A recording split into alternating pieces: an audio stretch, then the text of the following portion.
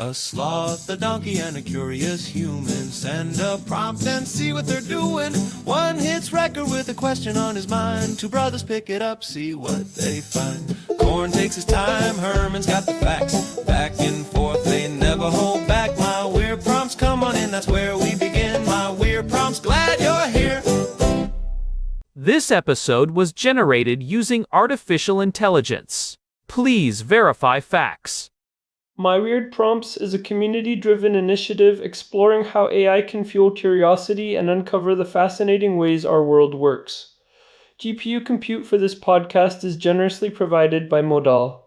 Learn more at modal.com. Hey everyone, welcome back to My Weird Prompts. I am Korn, and I am sitting here in our living room in Jerusalem with my brother. It is a beautiful day outside. The sun is hitting the stone walls of the city just right. But we are staying in to tackle a prompt that our housemate Daniel sent over this morning.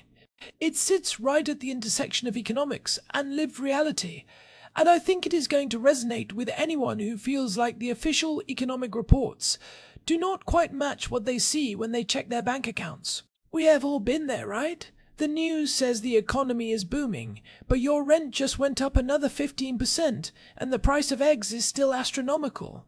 Herman Poppleberry here, and I have to say, Daniel really hit a nerve with this one.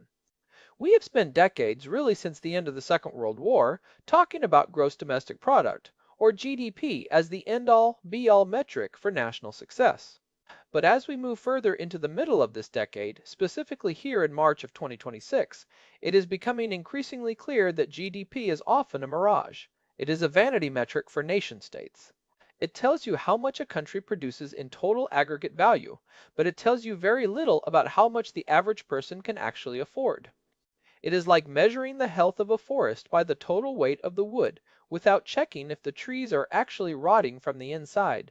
We are going to deconstruct that today by looking at real income and purchasing power parity, or PPP, to see which parts of the world are actually getting richer in a way that people can feel in their daily lives. Right. And we have touched on pieces of this before. If you remember back in episode 1251, we talked about the happiness paradox and why rising wealth does not always buy progress. We looked at how psychological well-being often plateaus even as GDP per capita climbs. Today is the technical follow-up to that. We are moving from the psychological side to the hard math of what your paycheck can actually buy in your local market. Because if your income goes up by 5%, but your rent and groceries go up by 10%, you're not actually getting wealthier, no matter what the national growth figures say. You are actually sliding backward, while the GDP chart looks like a rocket ship. Right, and that is why we are focusing on real income. For the listeners who might need a quick refresher, real income is just your nominal income, the number on your paycheck adjusted for inflation. But when we look at it through the lens of purchasing power parity, we are normalizing those earnings against the local cost of living. This allows us to compare a software engineer in Ho Chi Minh City to one in San Francisco or Warsaw on an even playing field. It accounts for the fact that $1 in Vietnam buys a lot more bowls of pho than $1 in Manhattan buys slices of pizza. It is the only way to get a true sense of global prosperity. So, let us jump into the first part of Daniel's prompt, which is about raw growth. When we stop looking at just the total GDP and start looking at where real income and purchasing power are growing the fastest, where are the hotspots right now? The map looks very different right now. If you look at the January 2026 Global Purchasing Power Index report, or the GPPI, which just came out a couple of months ago, there is a very clear trend. The regions seeing the most significant raw growth in real income are not the established Western powers, but specifically parts of Southeast Asia, with Vietnam and Indonesia leading the pack. What is remarkable is that these countries are seeing a 4.2% divergence between their GDP growth and their real income growth. Wait, explain that divergence for me. Does that mean the people are getting richer faster than the country's total output is growing? That sounds counterintuitive. In a sense, yes. It means that the gains from their economic activity are being captured more effectively by the labor force, and simultaneously, the cost of essential goods is staying relatively stable or even dropping in real terms. Usually, GDP grows faster than wages because capital owners or the government take a bigger slice. But in Vietnam, for example, we are seeing the classic middle income trap bypass. Usually, as a country gets richer, its labor costs go up. It becomes less competitive in manufacturing and growth stalls because it cannot compete with cheaper neighbors. But Vietnam has used digital infrastructure and highly localized supply chains to lower the floor for essential goods. So, they are using technology to create what you might call cost of living deflation. Precisely. They have integrated AI-driven logistics and local manufacturing so deeply that even as nominal wages rise, the cost of housing and food in these industrial hubs is not spiking at the same rate. This is what we call the PPP multiplier. If I earn an extra $100 but my costs stay the same, my purchasing power has exploded. In many parts of Indonesia, specifically around the newer tech hubs outside of Jakarta like Bandung or the new capital Nusantara, we are seeing real income growth hitting 6 or 7% annually.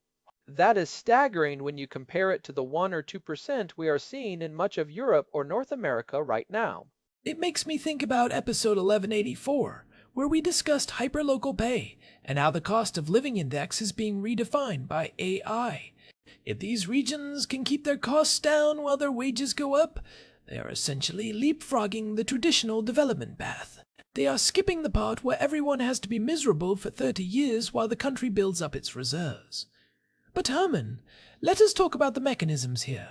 Why is GDP becoming such an unreliable proxy? Why can we not just look at a country's GDP per capita and say, yes, these people are doing well? Because GDP captures a lot of economic activity that does not result in a higher standard of living for the median household. It is the old broken window fallacy.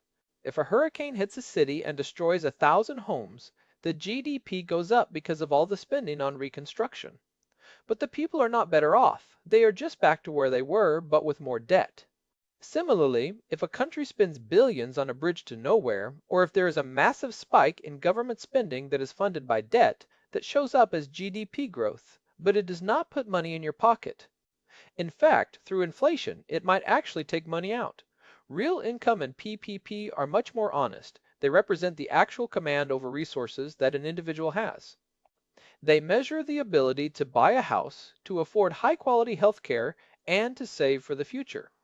I also think there is a geopolitical angle here that we should not ignore. When we see this kind of raw growth in real income in Southeast Asia, it creates a much more stable domestic consumption cycle. These countries are becoming less dependent on exporting to the United States or Europe because their own citizens can finally afford to buy the products they are making. That is a massive shift in the global balance of power. It is not just about being the world's factory anymore, it is about becoming the world's new middle class.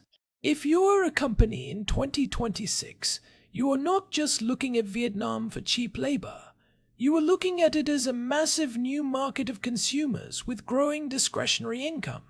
And that brings up a really important technical point about how we calculate PPP. It is not a static metric. Most people think of the old Big Mac index, which was a fun way to look at currency valuation, but the modern global purchasing power index is far more sophisticated. It looks at a massive basket of goods and services, including digital services, which have a zero marginal cost of distribution. This is where the digital infrastructure we mentioned earlier comes in. If a worker in Vietnam has access to the same high-quality educational tools or software as a worker in Germany, but at a fraction of the cost due to localized pricing, their real income is effectively much higher than the raw currency conversion would suggest. They are getting first-world digital utility on a developing world budget. It is almost like a hidden subsidy provided by technology. But I want to push back a little on the raw growth side. We see these numbers going up in Vietnam and Indonesia. But is this growth sustainable? We have seen emerging markets boom and bust before. Is there something different about the growth we are seeing in early 2026? The difference is the decoupling of income from inflation. In the past, rapid growth almost always triggered hyperinflation, which wiped out the gains for the average person. But because of the supply chain efficiencies we are seeing now, that link has been weakened. When you have AI managing agricultural yields and local energy production through modular nuclear or advanced solar, you are insulating the local economy from global commodity shocks. If the price of oil spikes globally, but your local energy is coming from a small modular reactor that powers your local vertical farms, your cost of living does not move. That is why the GPPI is showing such resilience in these specific regions. They are building islands of stability in a volatile global market. I'm glad you brought that up. Now, let us pivot to the second part of Daniel's prompt, which is arguably even more vital. He asked about equitable growth. It is one thing for the average income to go up, but it is another thing entirely for that growth to be distributed in a way that actually lifts the whole society. He uses the term Gini income coincidence. For those who do not know, the Gini coefficient is a measure of statistical dispersion intended to represent the income or wealth inequality within a nation. A Gini of 0 represents perfect equality, while a Gini of 1 represents maximal inequality. So, Herman, where are we seeing the coincidence of rising real income and a narrowing wealth gap? This is where the story shifts toward the Baltic states. Over the last 24 months, countries like Estonia and Lithuania have seen a remarkable trend. Their Gini coefficients have dropped by about 0.03 points, which sounds small but is actually a massive move in economic terms. At the same time, their real median income has risen by 5%. This is the gold standard of economic development. It is the Gini income coincidence in action. That is really impressive. Why is it happening there specifically? Is it just a carryover from the Nordic model, or is it something new? We always hear about how great Sweden and Denmark are, but the Baltics seem to be doing something different. It is a hybrid. While they certainly share some of the social cohesion of their Nordic neighbors, the Baltics have taken a much more market-oriented approach. They have focused on what we call universal basic services rather than universal basic income. Instead of just cutting everyone a check, which can be inflationary and often just get swallowed up by rising rents, they have focused on making the essentials of a modern life incredibly cheap and accessible through high-tech public infrastructure. So, we are talking about digital governance, efficient public transport, and streamlined healthcare that keeps costs low for everyone, which effectively raises everyone's purchasing power. That's the key. When your healthcare and transport costs are low and predictable, your discretionary purchasing power goes up. This is particularly beneficial for the lower and middle income brackets, which is why you see the Gini coefficient dropping. They are not just taxing the rich more, they are raising the floor for everyone else by lowering the cost of living. It is a pro-growth, pro-equity strategy that does not rely on massive, bloated bureaucracies. In fact, Estonia's digital government is famously lean. They have automated almost every interaction between the citizen and the state, which removes the time tax that usually hits the poor the hardest. I love that distinction between universal basic services and universal basic income. From a conservative perspective, the services model is much more appealing because it focuses on efficiency and infrastructure rather than just wealth redistribution. It is about building a platform that everyone can use to succeed. We actually touched on some of these broken labels in episode 1238, where we talked about why the old first, second, and third world categories do not fit anymore. The Baltics are a perfect example of that. They are outperforming many traditional first world economies in terms of the actual quality of life and purchasing power for their median citizens. If you are a middle-class family, you might actually have more discretionary income in Tallinn than you would in London or New York once you factor in the cost of services. They really are. And if you compare them to a country like Brazil, the contrast is stark. Brazil has seen some nominal income gains recently, and the government has been very vocal about their growth figures. But those gains are being completely offset by massive cost of living spikes in their major cities like Sao Paulo and Rio.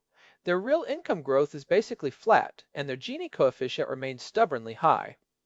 It is a reminder that you cannot just legislate prosperity through transfers if you do not solve the underlying supply-side issues that make life expensive. If you give everyone an extra 100 reals, but the price of housing goes up by 200 reals because of supply constraints, you have actually made the problem worse. That is a key insight. You can give people more money, but if the supply of housing, food, and energy does not increase, you are just bidding up the prices of the same limited resources. The Baltics are succeeding because they are addressing the supply side through technology and efficiency, Now, what about Uruguay? You mentioned them in our notes as another noteworthy case. They seem to be the steady hand of South America. Uruguay is the outlier in Latin America. They have maintained a level of stability and equitable growth that is really the envy of the region. They have a very high level of social trust, which allows for consistent policy across different administrations. Their real income has been on a steady upward trajectory for years, and they have the lowest Gini coefficient in South America. They have managed to avoid the populist swings that have plagued their neighbors by focusing on steady, incremental improvements in purchasing power. They have invested heavily in renewable energy, which has stabilized their electricity costs, and their Plan C-Ball, which provided laptops to every child years ago, is now paying off in a highly digitally literate workforce. It is not as flashy as a 6 or 7% growth rate in Indonesia, but it is incredibly resilient. It sounds like the common thread between the Baltics and Uruguay is that social trust and institutional stability. It is hard to have equitable growth if the rules of the game are changing every time a new government comes into power. Investors and citizens alike need to know that their gains will not be inflated away or seized through sudden policy shifts. If I know that my savings will actually buy more next year than they do this year, I am going to invest in my own education and my community. You've got it. And it leads to a second order effect that we often overlook, political stability. When the median person feels like they are actually getting ahead, they are much less likely to support radical or disruptive political movements. Equitable growth is the ultimate hedge against social unrest. When we see the Gini income coincidence, we are looking at a society that is building a long-term future, not just a short-term boom. It creates a sense of we are all in this together because the benefits of growth are visible in every neighborhood, not just in the gated communities of the elite. I want to dig a bit deeper into this idea of the Gini income coincidence. Is there a specific threshold where this becomes self-sustaining? Does a certain level of equity actually drive more growth, or is it just a byproduct? There is a lot of debate on that, but the current research in 2026 suggests that when you lower the Gini coefficient by improving the purchasing power of the bottom 60%, you create a massive new engine for domestic demand. In a high inequality society, the wealthy tend to save or invest their marginal income globally. They buy stocks in New York or real estate in London. But when the middle class gets a real income boost, they spend it locally on housing, education, and services. This creates a virtuous cycle of domestic investment. This is what we are seeing in the Baltics right now. The growth is being driven by a new, confident middle class that actually has discretionary income for the first time in generations. They are starting small businesses. They are renovating their homes, and they are investing in their children's future. That is a powerful concept. It is not just about fairness. It is about building a more robust and balanced economy that can withstand global shocks. Now, Herman, let us talk about the practical side for our listeners. If someone is looking at this data, whether they are an investor or someone considering a career move, or even just trying to understand their own place in the world, what are the metrics they should actually be looking at? We have said GDP is a mirage. So, what is the reality? One of the most useful metrics I have found is the real income to rent ratio. It is a very simple way to cut through the noise. You take the median income in a city and divide it by the median rent for a one-bedroom apartment. If that ratio is improving, it means the city is becoming more prosperous in a real, tangible way. It means the supply of housing is keeping pace with the demand for labor. If your income goes up 10% but rent goes up 15%, that city is actually becoming less prosperous for the average person, even if its GDP is skyrocketing. This is the problem we see in places like San Francisco or Dublin. The GDP numbers are huge, but the real income to rent ratio is abysmal. That is a crucial distinction. It is so grounded in the reality of what people actually face. I would also add that people should look at discretionary purchasing power, rather than just disposable income. Disposable income is just what you have left after taxes. But discretionary purchasing power is what you have left after taxes, and all your essential costs like housing, food, and basic utilities. That is the money that actually defines your quality of life. That is the money you use to start a business, travel, or invest in your kids' education. In some of these high-efficiency regions like the Baltics, your disposable income might be lower than in the United States, but your discretionary purchasing power could actually be higher because your essential costs are so much lower. Precisely. And that is where the distinction between universal basic income and universal basic services becomes so clear. If a government provides high-quality services that lower your essential costs, like free high-speed internet, efficient public transit, and affordable health care, they are directly increasing your discretionary purchasing power without necessarily increasing your nominal income.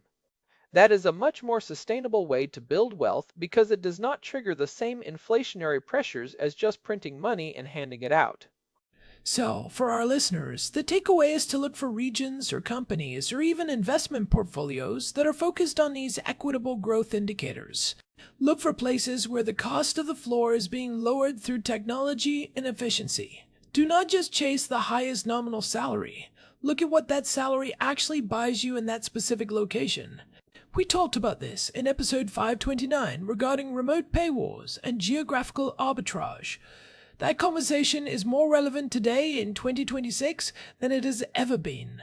If you can work remotely, you are no longer tied to the broken real income to rent ratios of the major hubs. It really is. With the rise of high-quality remote work and the continued digital transformation of services, your ability to choose your own cost of living is your greatest economic leverage. If you can earn a Western salary while living in a region with high real income growth and low essential costs, you are essentially creating your own personal Gini income coincidence. You are capturing the high end of the global labor market while benefiting from the low end of the global cost of living curve. That is a smart way to frame it. You are arbitraging the gap between different economic models. But we should also talk about the risks. Is there a downside to focusing too much on real income and PPP at the expense of total GDP? Could a country become so focused on local purchasing power that it loses its global competitive edge? Does aggregate size still matter? That is a valid concern. Total GDP still matters for things like national defense, large-scale infrastructure projects, and geopolitical influence. You cannot build a blue water navy or a space program just on high local purchasing power. You need raw aggregate economic mass. There is a balance to be struck. A country that ignores its aggregate growth will eventually find itself bullied by larger powers. But a country that ignores its real income growth will eventually find itself hollowed out from within by social unrest and a declining middle class. We are seeing this tension play out in real time in the 2020s. It is the classic tension between the power of the state and the prosperity of the citizen. In a healthy society, they should go hand in hand, but we have seen many examples where they diverge. I think our pro-American, pro-growth perspective here is that the best way to ensure national power is to have a prosperous, invested citizenry. A country with a strong, growing middle class that can actually afford to live and thrive is a country that is going to be innovative and resilient in the long run. Prosperity is the best defense. For sure. And that brings us back to the role of policy. The regions we highlighted, like the Baltics and parts of Southeast Asia, are succeeding because they are choosing policies that favor productivity and efficiency over simple redistribution. They are making it easier to build housing, easier to produce energy, and easier to start businesses. They are attacking the cost of living from the supply side, which is the only way to get sustainable, non-inflationary growth in real income. They are not just trying to slice the pie differently, they are making the pie easier and cheaper to bake. It is about creating abundance rather than just managing scarcity. I think that is a fundamental shift in economic thinking that we are seeing play out across the globe right now. The old models of just tweaking interest rates or adjusting tax brackets are not enough anymore. You have to get into the gears of the economy and figure out why things cost what they cost. Why does it cost 5 times more to build a mile of subway in New York than it does in Seoul? Why is housing so expensive in London but affordable in Tokyo? These are the questions that define real income. And that is where the role of AI becomes so significant. We are starting to see what I call AI-driven price discovery.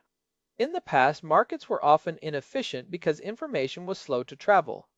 But now, with real-time data on everything from crop yields to shipping container locations, prices are becoming much more transparent and responsive. This naturally narrows the gap between different regions and helps drive that global convergence in purchasing power. If a middleman is taking a 40% cut just for coordination, AI is going to replace that middleman and pass the savings on to the consumer. It is leveling the playing field. If I know exactly what a product costs to produce and ship, I am not going to pay a massive markup just because I live in a different city.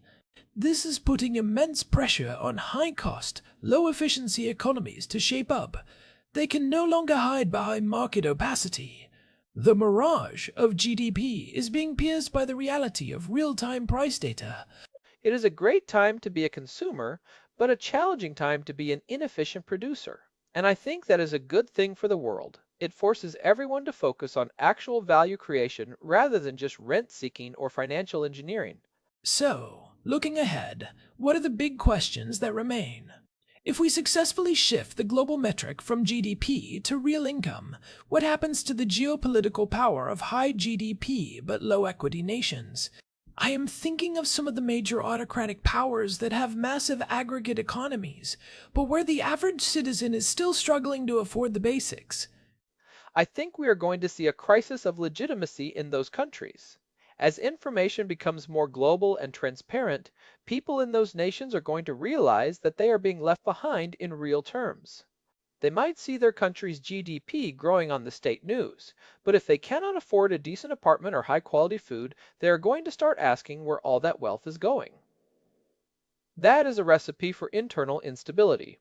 On the flip side, nations that prioritize real income and equitable growth are going to become the new magnets for talent and capital.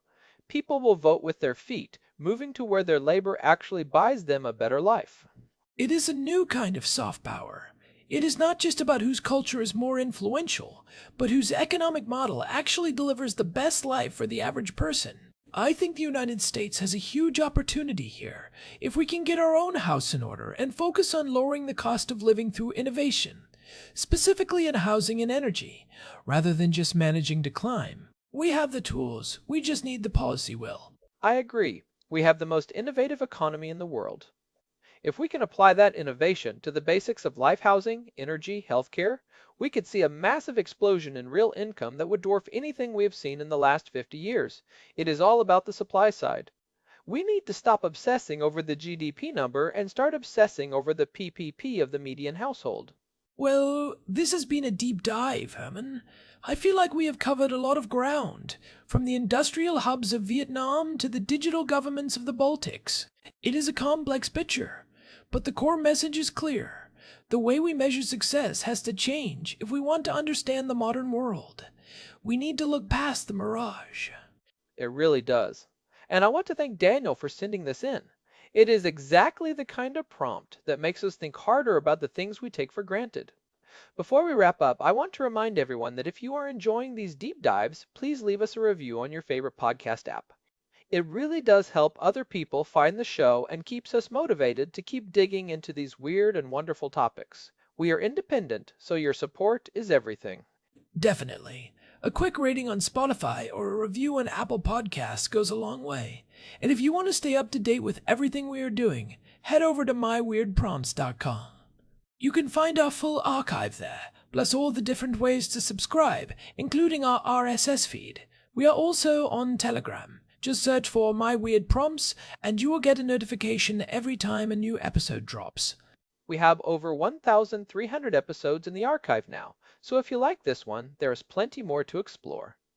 Whether it is the productivity paradox in episode 1240 or the truth about geographical arbitrage in episode 529, we have probably covered something that will pique your interest. We have been doing this a long time, and the world just keeps getting weirder. Thanks for listening, everyone. It is a privilege to have you with us on this journey of discovery. We will be back soon with another prompt, another deep dive, and hopefully a few more aha moments. Until next time, keep questioning the metrics and look for the reality behind the mirage. This has been My Weird Prompts. Take care, everyone. We will talk to you soon. Goodbye from Jerusalem. And a big thank you again to Daniel for the prompt. We will see you all in the next one. Signing off. Signing off. This episode was generated using Gemini Flash 3. Text-to-speech engine was Chatterbox. Thanks for listening to our show, My Weird Prompts, where our thoughts go from slow takes to facts on cue. We shake